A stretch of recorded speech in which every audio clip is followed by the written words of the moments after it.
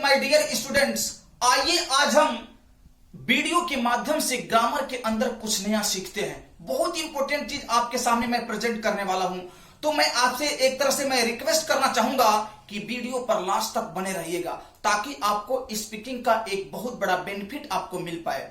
My dear, आज हम having plus V3 को प्रेजेंट करने वाले हैं जो बहुत ही इंपॉर्टेंट है। और हैविंग प्लस V3 इंटरमीडिएट के अंदर एक ग्रामर का बहुत ही इंपॉर्टेंट पार्ट्स है। मैं आगे चलकर इस वीडियो में एक्सप्लेन करूंगा कि हैविंग प्लस V3 किस कैटेगरी में आता है। तो आइए हम आगे बढ़ने से पहले मैं एक तरह से रिकमेंड फिर मैं करना चाहूंगा कि अगर आप इंग्लिश को बहुत बारीकी से सीखना चाहते हैं और डीपली स्टडी करना चाहते हैं तो मेरे वीडियो के नीचे आपको डिस्क्रिप्शन में एक लिंक मिल जाएगा जो मेरे वेबसाइट का लिंक है। उस पर क्लिक करके और मेरे वेबसाइट पे पहुंचकर विजिट करके आप बहुत कुछ सीख सकते हैं। तो मैं यह रिक्वेस्ट करूंगा कि ये काम जरूर कर लीजिएगा और कमेंट्स के माध्यम से जो कुछ भी आप राय देना चाहते हैं, अपना एक तरह से एडवाइस मेरे लिए कुछ छोड़ना चाहते हैं तो मैसेज के माध्यम से आप दे सकते हैं। आपका मोस्ट वेलकम है। आइए अब हम हैविंग प्लस V3 को मैं प्रेजेंट करने वाला हूं। हैविंग प्लस V3 क्या है, किस कंडीशन में हैविंग प्लस V3 का प्रयोग होता है, वो ब्लैक बोर्ड पर ब्रैकेट के माध्यम से देखेंगे। कह रहा है यदि दो क्रियाएं एक साथ घटित हुई हो, जरा देखिएगा बहुत इंपॉर्टेंट चीज है, क्लोजली समझिएगा।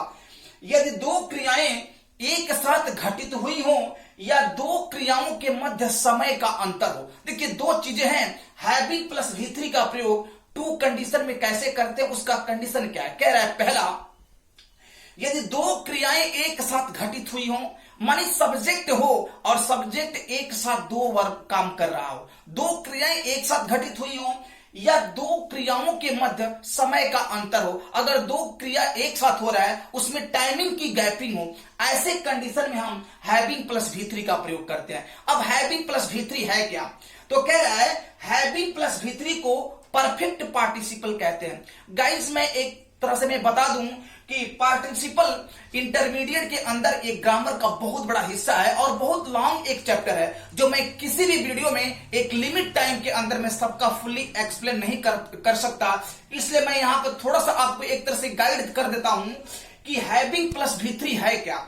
हैविंग प्लस V3 को परफेक्ट पार्टिसिपल कहते हैं और मैं इसके पहले एक मैं वीडियो बनाया था वाई तेते, उसमें मैं बताया भी था कि पार्टिसिपल होता क्या है, तो उसका मैं जिक्र नहीं करूंगा। आइए अब हम आगे बढ़ते हैं, एग्जाम्पल के माध्यम से मैं प्रूफ करता हूं।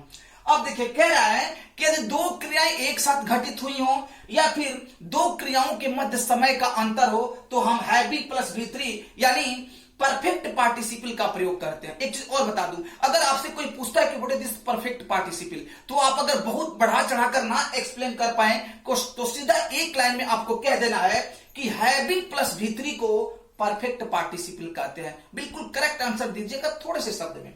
अब आइए मैं एग्जाम्पल लेता हूं। सबसे पहले यदि दो क्रियाएं एक साथ घटित हुई हो या फिर समय का अंतर हो तो कैसे एग्जाम्पल है देखिएगा। कह रहा है कि वकील की बात सुनकर जज ने निर्णय दिया। जरा क्लोजली देखिएगा, वकील की बात सुनकर जज ने निर्णय दिया तो ट्रांसलेट क्या बनेगा, हैविंग हर्ड, हियर का थर्ड फॉर्म हर्ड होता है, having heard the advocate the जज गेव डिसीजन। एक बार करेक्टली फिर देखिए, having heard the advocate the जज गेव डिसीजन, वकील की बात सुनकर जज ने निर्णय दिया या फैसला दिया।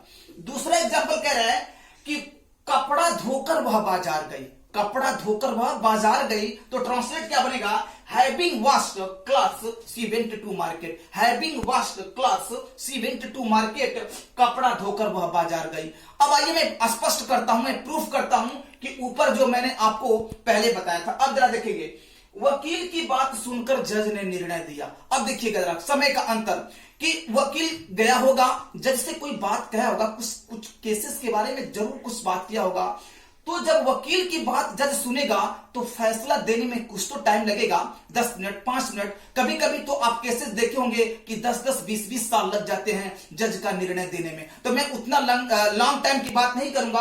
अगर मान लिया जज बहुत जल्दी जो है कि निर्णय देते हैं तभी 10 मिनट 5 मिनट, कुछ तो समय का अंतर होगा ना। तो यहां पर वकील की बात जज से कहना और जज साहब का फैसला सुनाना, उसमें टाइमिंग का डिफर है, समय का अंतर है। तब जाके हमने हैविंग प्लस भी3 लगाया। ये तो पहला कंडीशन, समय का अंतर हो गया। अब दो क्रियाएं एक साथ घटित कैसे हुई? सब्जेक्ट एक है, कर्ता एक साथ किसी दो कार्य को कर रहा है, तो ऐसे भी कंडीशन में हम हैविंग प्लस भी3 का प्रयोग करते हैं। कैसे? अब कपड़ा धोकर वह बाजार गए। देखिए, कपड़ा धोना और बाजार जाना दो क्रियाएं एक साथ घटित हो रही हैं, यानी सब्जेक्ट है एक है और एक साथ दो काम कर रहा है, यानी कपड़ा धोना और बाजार जाना दोनों एक साथ क्रियाएं घटित हो रही हैं, इसलिए हमने हैविंग प्लस भी3 का प्रयोग किया। तो फुली आप समझ गए होंगे कि हैविंग प्लस भी3 का कंडीशन क्या है। जब एक साथ दो क्रियाएं घटित हो या एक साथ दो क्रियाएं हो रही, उसमें समय का डिफरेंट हो, तो ऐसे कंडीशन में हैविंग प्लस भी3 का प्रयोग करते हैं। परफेक्ट पार्टिसिपल के अंतर्गत हैविंग प्लस भी3 आता है। तो गाइज, मैं आशा करता हूं कि आप फुली समझ गए होंगे। अगर आप कुछ और सीखना चाहते हैं तो मेरे चैनल को सब्सक्राइब करके बेल आइकन को प्रेस रखिएगा, ताकि आपको नोटिफिकेशन टाइम टू टाइम मिल पाए, आप इंग्लिश क्लोजली बारीकी से आप सीख पाए। इसके लिए आज के लिए बस इतना। Thank you so much.